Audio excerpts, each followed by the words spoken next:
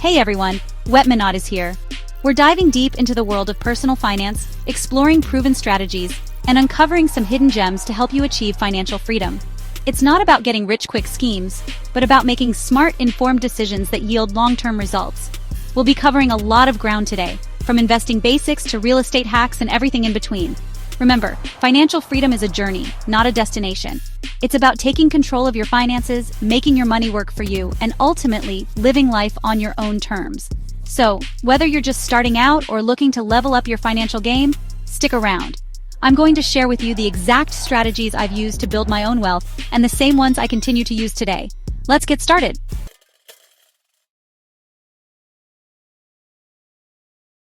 One of the biggest misconceptions about investing is that you need a ton of money to get started. That's where fractional shares come in. Think of it like buying a slice of pizza instead of the whole pie. You get to invest in companies you believe in, even if you can't afford a whole share. Let's say you're interested in a company like Tesla, but a single share costs hundreds of dollars. With fractional shares, you can buy a fraction of that share, say $50 worth, and still participate in the company's growth. This opens up a world of possibilities, allowing you to diversify your portfolio and invest in companies that align with your financial goals. Platforms like Robinhood, Fidelity, and Schwab offer fractional share investing, making it easier than ever to get started. Remember, the key is to start small, stay consistent, and watch your investments grow over time. It's not about timing the market, but time in the market.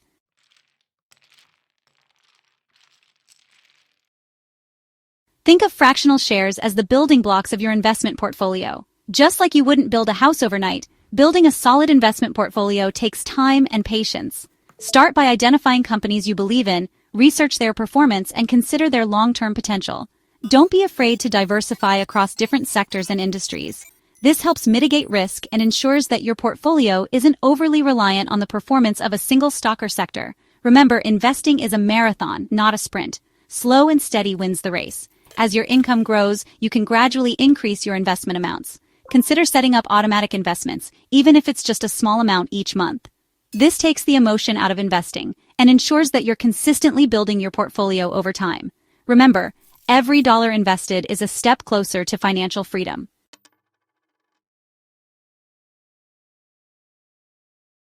The stock market can be a roller coaster ride, with its ups and downs often causing anxiety for investors.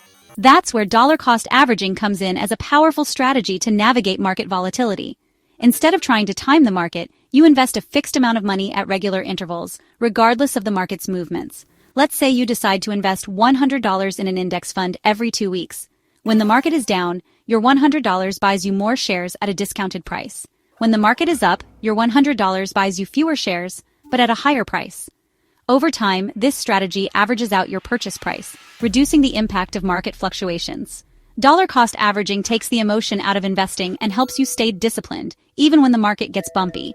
It's a long-term strategy that focuses on consistent investing rather than trying to predict short-term market movements.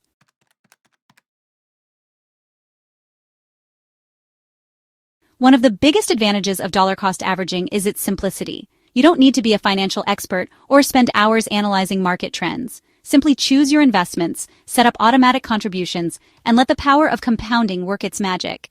Remember, time is your greatest asset when it comes to investing. The earlier you start, the more time your money has to grow. Even if you can only invest a small amount each month, the consistency of your contributions will pay off in the long run. Dollar-cost averaging is a powerful strategy for both beginner and experienced investors. It's a simple yet effective way to build wealth over time, weather market storms, and achieve your financial goals.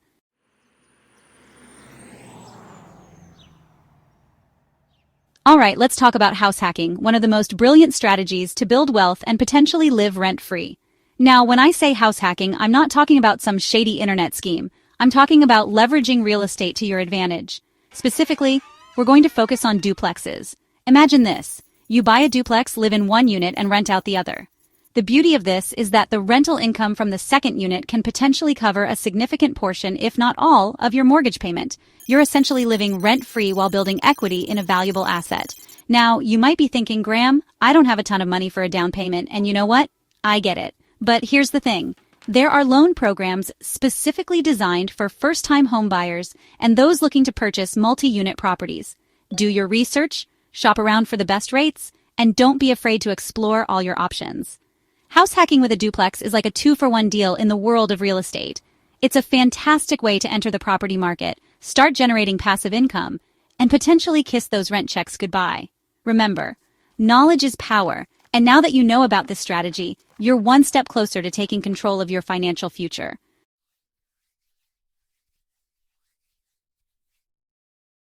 Finding the right tenants for your duplex is crucial. You want responsible individuals who will pay rent on time and take care of the property. Utilize online platforms, local classifieds, and even real estate agents to cast a wide net and attract potential renters.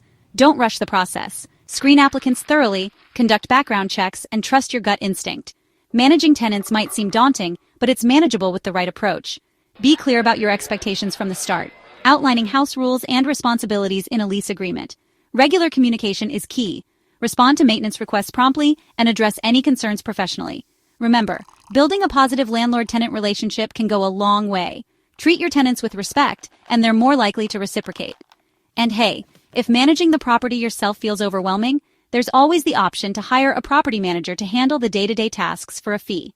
House hacking is a fantastic way to build wealth, but it does require effort and dedication.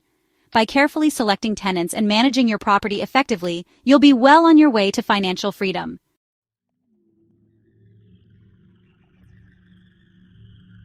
Saving money doesn't have to mean living a life of deprivation. It's all about making smart choices and prioritizing what truly matters to you. Take a look at your monthly expenses and identify areas where you can trim the fat without sacrificing your happiness. Start by tracking your spending for a month. You might be surprised to see where your money is actually going. Those daily lattes, subscription services you barely use, and impulse purchases can really add up. Consider brewing your own coffee, evaluating your subscriptions, and implementing a 24-hour rule for non-essential purchases. Remember, it's not about eliminating everything enjoyable, but rather making conscious decisions about your spending. Can you find a cheaper alternative for your gym membership? Can you negotiate a better rate on your car insurance? Small changes can make a big difference in the long run. By identifying and reducing unnecessary expenses, you'll free up more cash flow to invest and grow your wealth. Remember, every dollar saved is a dollar that can be put to work for you, generating passive income and bringing you closer to financial freedom.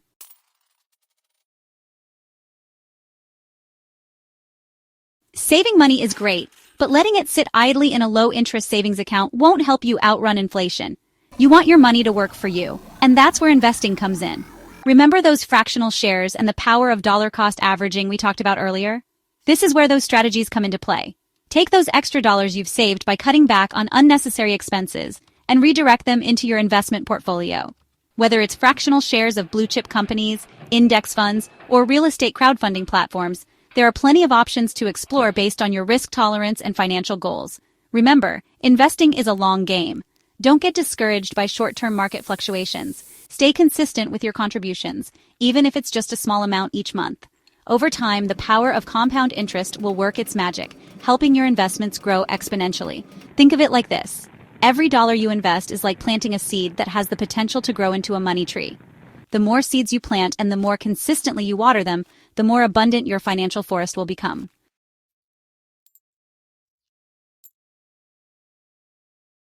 In the world of personal finance, your credit score is like your financial GPA.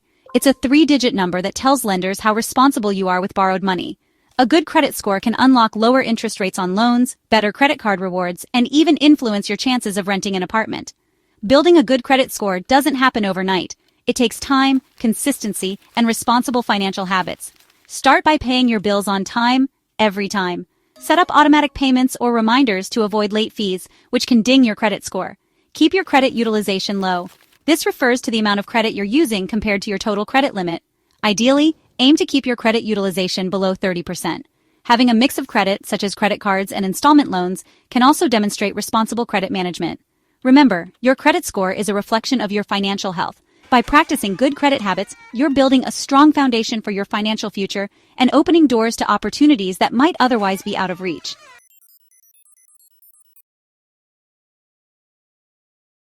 Now you might be thinking, Graham, you're always talking about being debt-free. Why are you suddenly advocating for credit?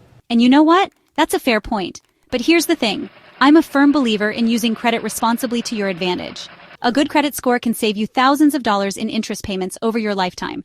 Think about it. When you apply for a mortgage, car loan, or even a personal loan, lenders assess your creditworthiness based on your credit score. A higher score translates into lower interest rates, which means you'll pay back less money over the life of the loan. But it's not just about loans. Even everyday expenses like car insurance and utility deposits can be influenced by your credit score. Some insurance companies offer lower premiums to individuals with established credit histories. By leveraging credit strategically and responsibly, you can actually save money in the long run. Remember, it's all about using credit as a tool to enhance your financial well-being, not as a crutch to overspend.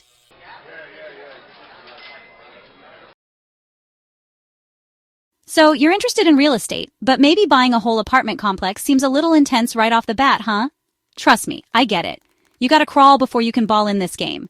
That's why I always tell people to start with a duplex. It's like dipping your toes into the real estate pool instead of diving head first. With a duplex, you're essentially killing two birds with one very financially savvy stone. You're living in one unit, which means you're taking care of your own housing situation, and you've got a tenant in the other unit who's helping you pay the mortgage. I mean, how sweet is that? It's like having a roommate who pays you rent instead of the other way around. And listen, don't underestimate the power of learning the ropes with a smaller property. You're going to make mistakes. Everyone does when they're starting out. Better to make those mistakes on a smaller scale, right? You'll learn about property management, dealing with tenants, handling repairs, all that fun stuff. Think of it like this. A duplex is your real estate training wheels. Once you've mastered those, you can move on to bigger and better investments, like those sweet, sweet apartment complexes we talked about earlier.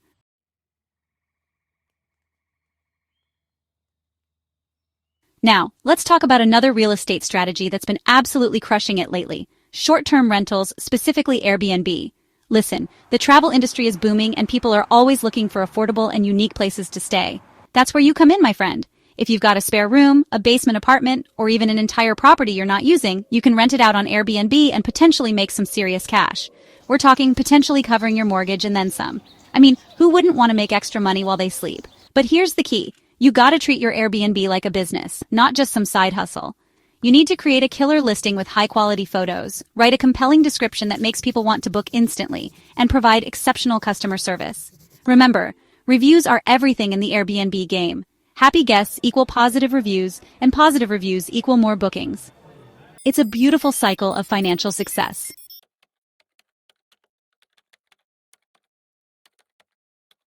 All right, let's talk about building wealth, baby. Because let's be real, relying on just one source of income is so 20th century. In this day and age, you gotta diversify your income streams like you diversify your investment portfolio. Think of it like this. If you have one job and you lose it, you're in a tough spot, right? But if you have multiple streams of income flowing in, losing one might be a bummer, but it's not going to completely derail your financial progress. And listen, building multiple income streams isn't just about safety. It's about opportunity. It's about creating financial freedom and flexibility. It's about having the option to pursue your passions, travel the world, or simply work less and spend more time doing the things you love. The bottom line is this. The more income streams you have, the more secure your financial future becomes, and the more options you have in life.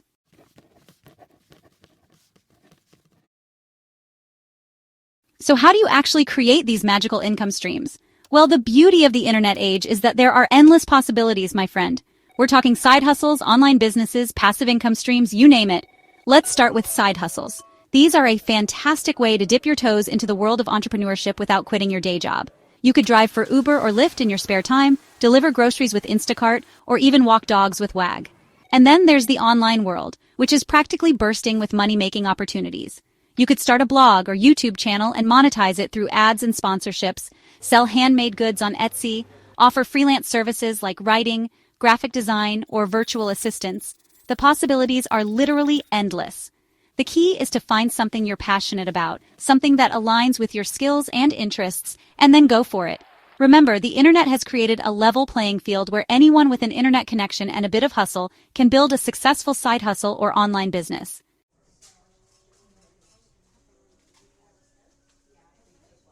All right, let's talk taxes, guys. I know, it's not the most exciting topic, but trust me, this is important stuff. See, a lot of people think taxes are just something you have to accept and pay without question, but that's just not true. There are tons of completely legal strategies you can use to reduce your tax liability and keep more of your hard-earned money in your own pocket.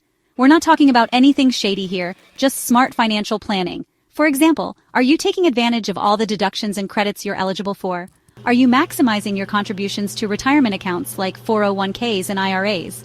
These are just a couple of basic strategies that can make a huge difference in your tax bill. Remember, the tax code is complex and it's constantly changing. That's why it's so important to stay informed and seek professional advice from a qualified tax advisor. A good CPA can help you navigate the complexities of the tax system and develop a personalized strategy to minimize your tax burden.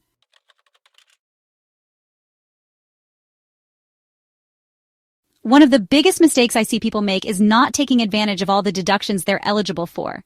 Listen, the government gives you these deductions for a reason, so you might as well use them.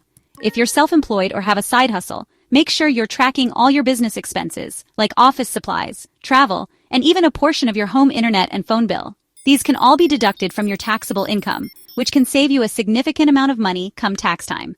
And don't forget about deductions for things like student loan interest, mortgage interest, and charitable contributions. These can all add up to big savings. Remember, every dollar you deduct is a dollar that stays in your pocket instead of going to the government. The key is to be organized, keep good records, and stay informed about the latest tax laws and deductions. And hey, if you're not comfortable doing it yourself, don't hesitate to hire a professional. It's worth every penny to have peace of mind knowing your taxes are being handled correctly.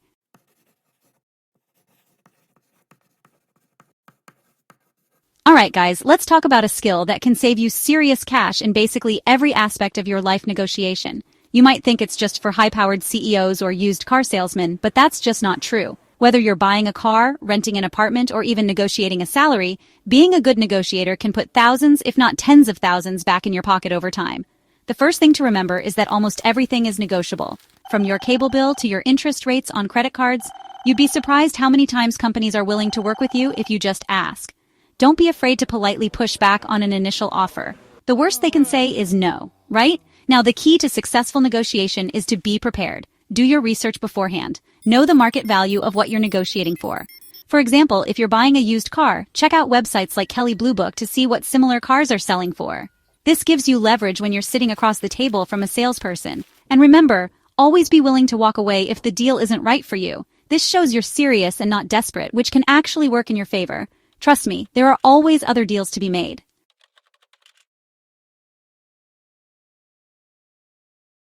Now let's talk tactics. One of the most effective negotiation strategies is called anchoring. This is where you throw out the first number and make sure it's lower than what you're actually willing to pay. This sets the expectation for the rest of the negotiation. The other party might counter with a higher number, but it's likely to be lower than what they would have started with if you hadn't anchored them down. Another tactic is to focus on building rapport and finding common ground. People are more likely to negotiate with someone they like and trust. So be friendly, be respectful, and try to see things from their perspective. This doesn't mean you have to agree on everything, but it helps to create a more collaborative environment. And don't forget the power of silence. Sometimes the best thing you can do in a negotiation is to say nothing at all. Let the other person sweat a little bit. They might just surprise you with a better offer just to fill the silence. Finally, always be confident in your value. Know what you bring to the table and don't be afraid to ask for what you deserve. Remember, the worst they can say is no. And if they do say no, you can always walk away knowing you stood your ground.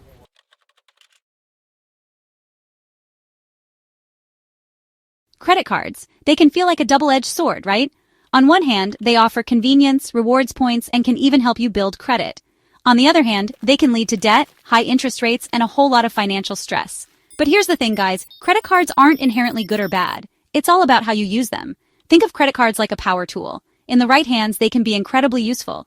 They can help you finance larger purchases, build a positive credit history, which is crucial for getting loans with favorable interest rates, and even earn you cashback, miles, or other rewards on your everyday spending.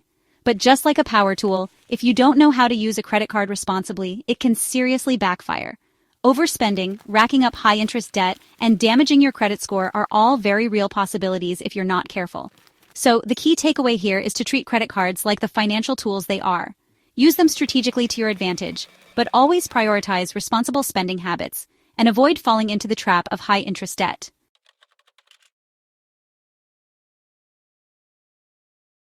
So how do you actually use credit cards responsibly and make them work for you, not against you?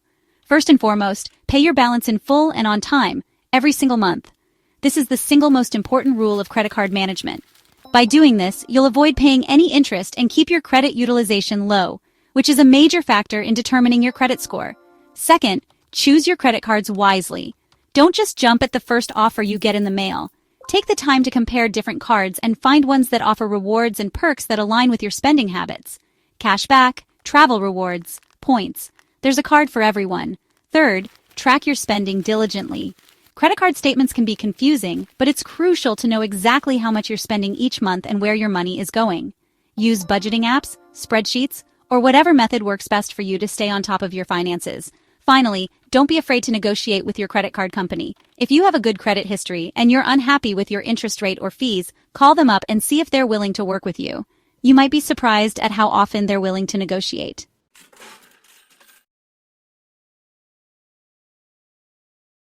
And there you have it, 10 powerful strategies to unlock your financial freedom in 2025 and beyond. Remember, building wealth and achieving financial independence is a marathon, not a sprint. It's about making smart, consistent choices over time that will compound and grow your wealth exponentially. So, what are you waiting for? Start implementing these tips today and watch your financial future transform. And hey, while you're at it, hit that like button and subscribe to the channel for more videos on personal finance, investing, and entrepreneurship. Until next time, guys.